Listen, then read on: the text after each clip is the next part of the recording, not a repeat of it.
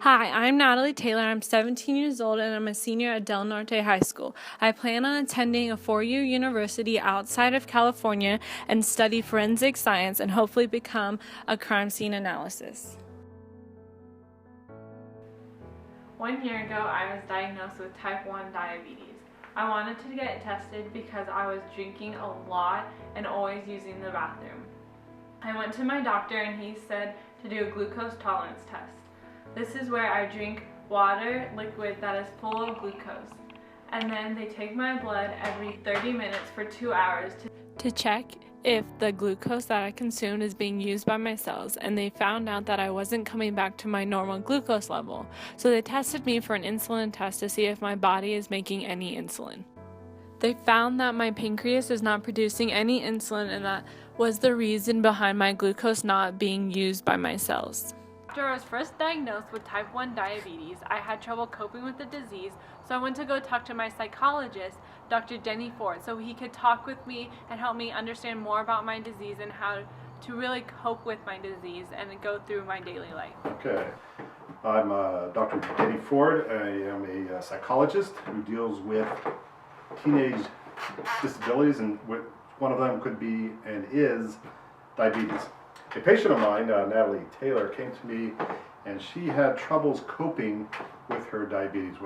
About a year ago, when she first came to me, she passed out at a school lunchroom in a cafeteria. She was a junior in high school then.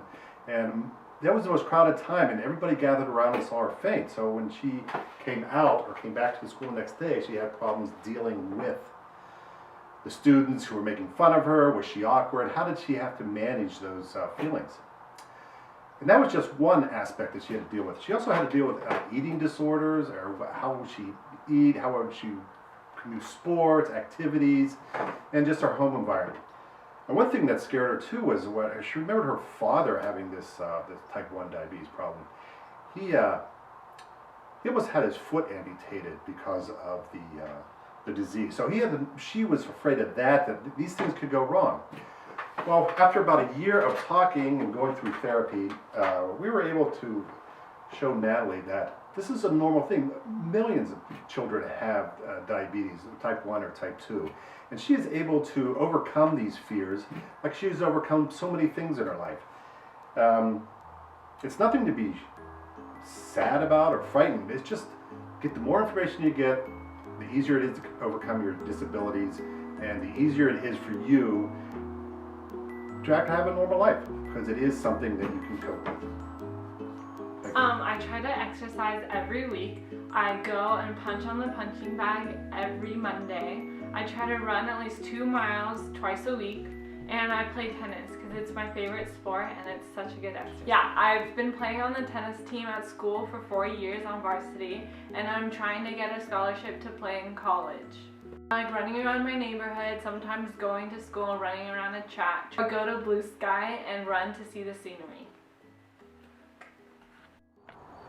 Because my diet is so rigorous, I had to hire a nutritionist, Dr. Franco, to watch out for my diet and help me cope with what I need to eat every day.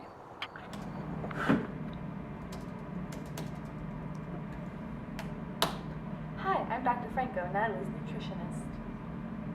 Natalie was diagnosed with type 1 diabetes. She eats low amounts of sodium, carbs, and glucose. These are going to be the foods that we need to stop. These are going to be the foods that you need to focus on and don't eat really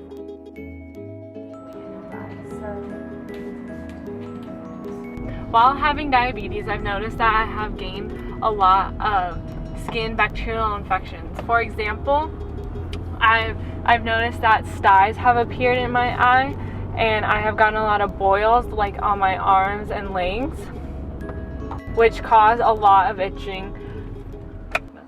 Natalie's routine is very, very rigorous, especially when it comes to her insulin injections. But she pretty much mastered it since she already had it for like a year. So it's been easier for her. And it's, like I said, all about time management and really knowing when and how to do it. Diabetes doesn't really affect personal relationships, since it's not something to be scared of. You can't like get it from hanging out with people or get it from touching them. The type of diabetes I have, which is type 1, cannot be prevented because it is genetics, whereas type 2 diabetes can be prevented by exercising correctly and eating healthy.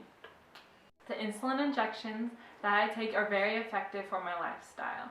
They help tell the cells that the glucose can move in so my blood flows regularly and isn't as syrupy.